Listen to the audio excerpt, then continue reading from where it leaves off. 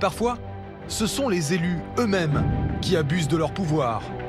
C'est particulièrement vrai dans le domaine de l'urbanisme, un domaine dans lequel les maires sont tout-puissants. Ce sont eux qui décident de rendre une parcelle agricole constructible et d'accorder des permis de construire. Alors, dans les zones touristiques, là où les terrains sont rares et convoités, il est parfois bien difficile de ne pas céder à la tentation.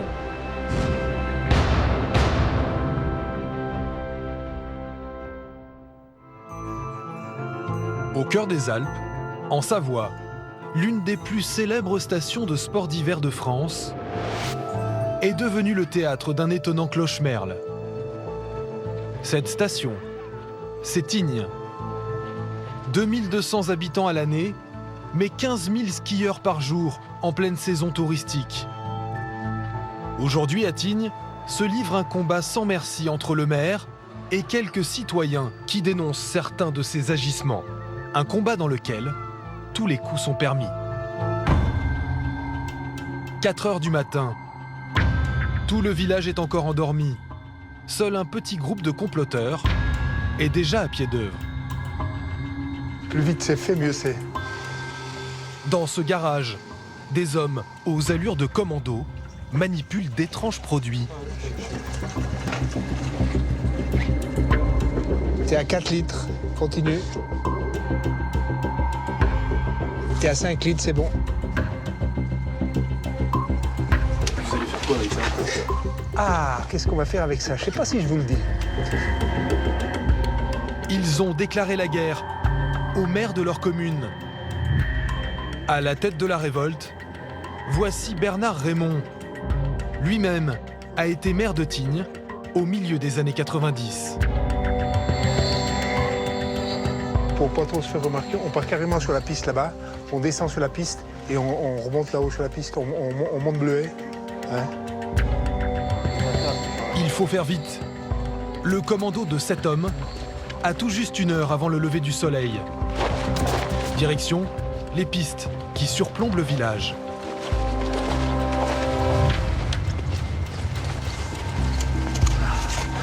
Peut-être plus loin, non? Non? T'attaques de là? Hein? C'est un peu une opération commando. Ça consiste effectivement, de façon un peu clandestine, à mettre un message dans la montagne qui surprenne un peu tout le monde demain matin. Leur arme, c'est ce colorant utilisé pour le marquage dans les compétitions de ski.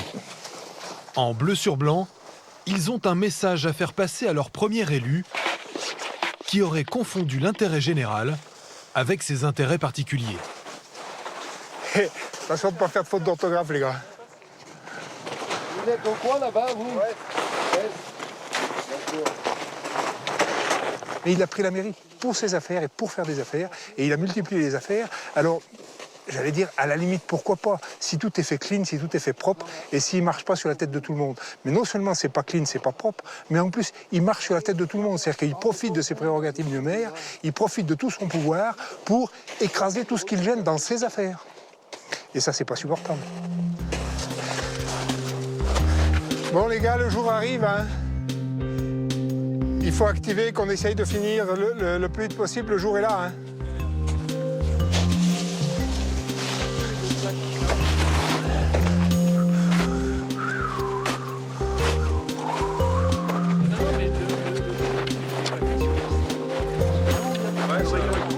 J'espère que le résultat sera bon. On verra tout à l'heure avec le soleil et le jour. Et qu'est-ce que vous allez faire là maintenant? Eh bien, on va aller boire le café. Voilà. Et puis, on va attendre que le jour se lève tranquillement pour voir le résultat, pour voir si on a bien travaillé. Et quelques minutes plus tard, au lever du soleil, voilà ce que peuvent découvrir les habitants de Tignes en ouvrant leurs fenêtres. Le mot démission en lettres de 8 mètres de hauteur. L'élu que ces taggeurs des neiges veulent voir démissionner. Le voici, Olivier Saragoza, maire de Tignes depuis 2002, mais aussi homme d'affaires talentueux. C'est même l'une des plus grosses fortunes de la station. Une réussite qui agace. Pour Bernard Raymond, le succès d'Olivier Zaragoza ne devrait rien au hasard.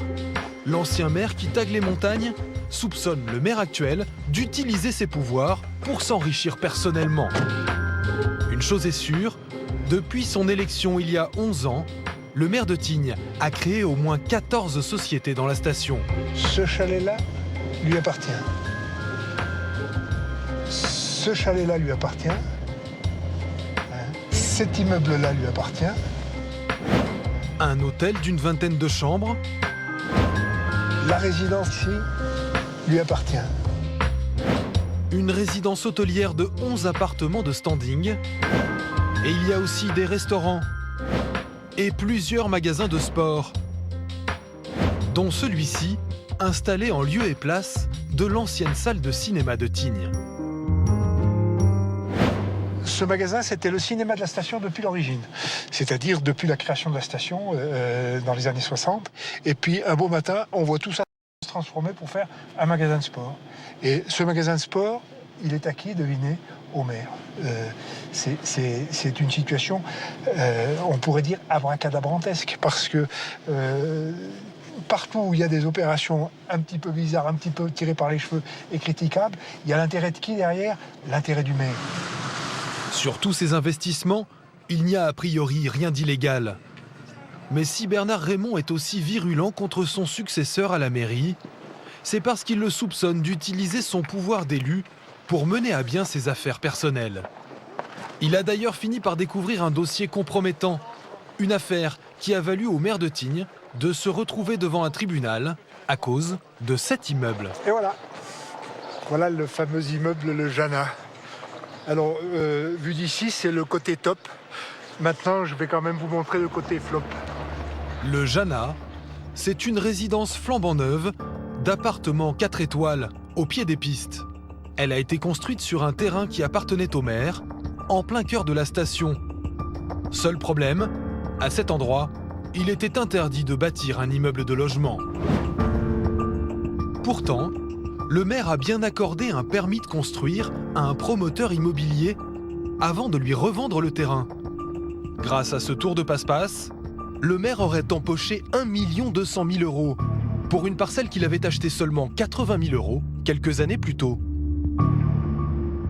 Pour moi, c'est plus que pas légal, c'est monstrueux. C'est un maire qui se sert, c'est un maire qui pioche dans le pot de confiture. Vous savez, à l'époque où j'étais maire, j'ai souvent eu l'occasion de dire à mes collaborateurs, les conseillers qui étaient avec moi, vous savez, on est dans une situation difficile, on a le pot de confiture devant le nez et il faut surtout pas y mettre les doigts.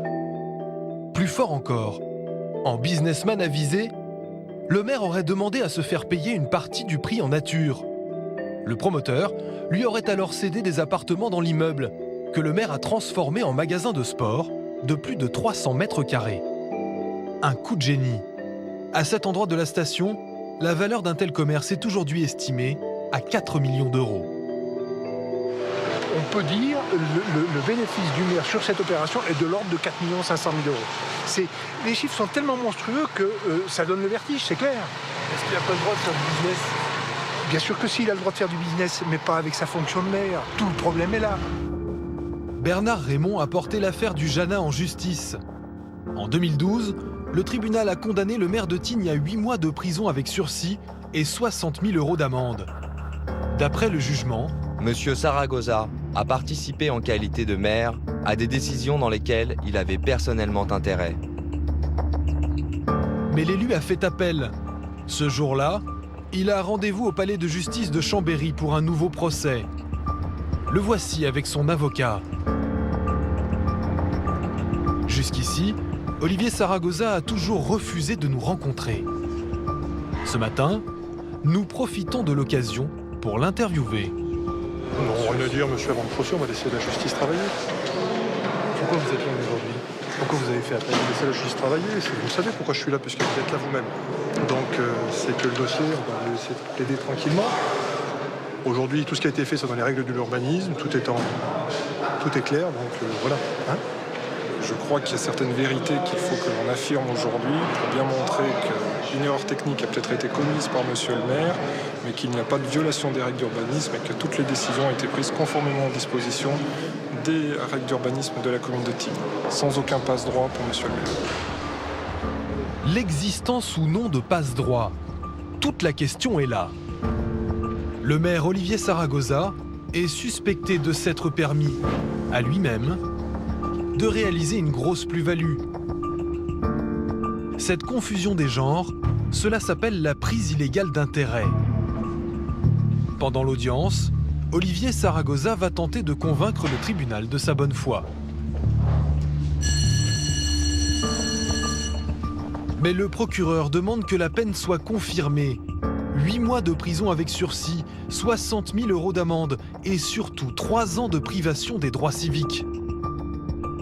Une sanction qui, théoriquement, forcerait l'élu à démissionner. Monsieur Zaragoza, juste une réaction. Sur ce qu'a dit le réaction. président, vous trouvez ça injuste ce qui se... Aucune réaction. Pourquoi? Merci. Comme je vous l'ai dit au téléphone, monsieur Rodriguez, je vous respecte, aucune réaction. On suit Marc. On pourra se parler après? Au revoir, monsieur.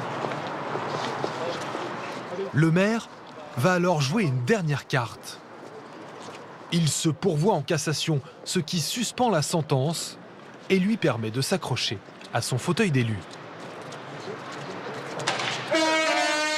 À Tignes, l'annonce de la condamnation en appel du maire a fait descendre quelques dizaines de manifestants dans les rues.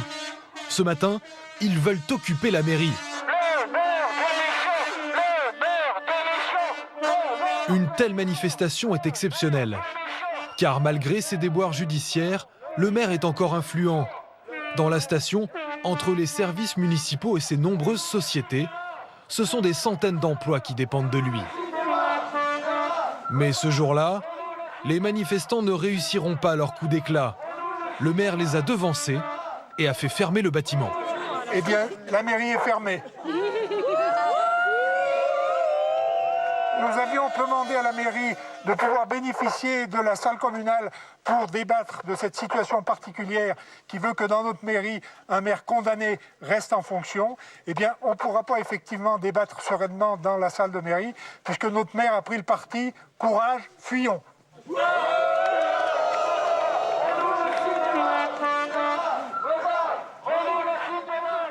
Avant de quitter Tignes, nous avons tenté de joindre le maire une dernière fois au téléphone.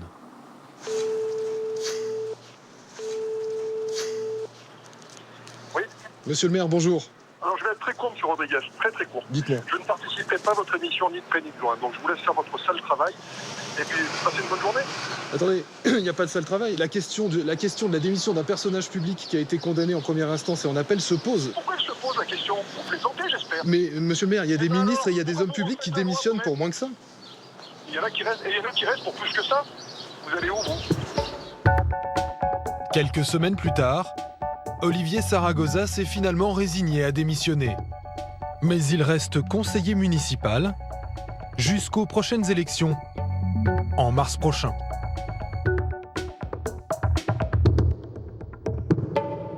Bernard, Jean-Claude et Jean-Luc contre les maires qui abusent de leur pouvoir.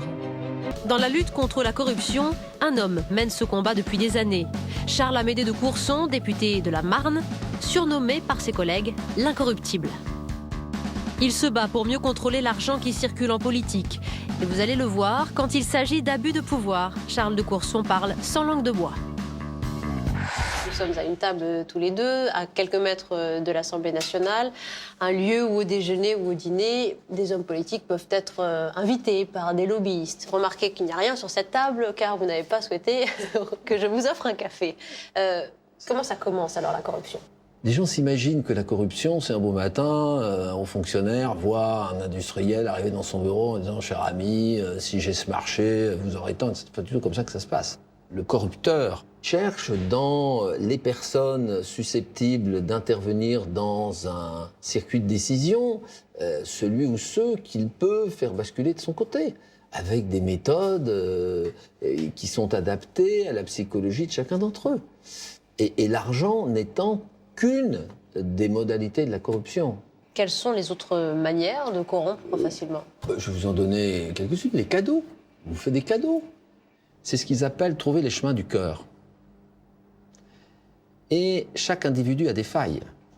Vous aimez les bijoux, vous aimez les voyages. Et on va vous offrir des voyages d'études. Vous avez besoin d'un appartement, on va vous aider. On va vous vendre à moitié prix un appartement. Il y a ceux qui aiment les femmes. Vous avez des grandes sociétés qui louent les services de call girl et qui les mettent à disposition de hauts fonctionnaires, d'hommes politiques. Et à ce moment-là, c'est bien un élément de corruption. C'est-à-dire qu'on vous fournit un service sexuel payé par un tiers. Et après, on négocie, si vous voulez, son intervention, de faire basculer une décision dans tel sens ou dans tel autre. Cette corruption-là, qui est moins palpable, on ne peut pas la juguler. Si vous voulez détecter ceux des membres de la classe politique qui sont corrompus, c'est sur la façon dont ils vivent. Parce que les gens qui sont corrompus, ils ne sont pas corrompus pour enfouir au fond de leur jardin ou dans un compte en Suisse qu'ils n'utilisent jamais, ou aux Bermudes, ou aux Caïmans, ou à Saint-Martin, que sais-je. Ils le font parce qu'ils aiment en jouir. Et donc, vous voyez assez rapidement qu'il n'y a plus de proportionnalité entre les revenus officiels de la personne et la façon dont il vit. Pourquoi le maire de Nice, monsieur médecin, il a fallu, je ne sais pas, 20-25 ans, tout le monde savait qu'il était corrompu. Est-ce que monsieur Balkany peut justifier de la façon dont il a pu acheter 2 villas à Saint-Martin, un riad à Marrakech, un superbe moulin dans l'Eure, à Giverny pour être précis, et une villa sur la Côte d'Azur, avec des revenus qui sont de 5 000 € en tant que député et 2 000 € en tant que maire, puisque nous sommes plafonnés à 7 000 €. Donc il a d'autres ressources. Alors si ces ressources sont légales, qu'il les explique.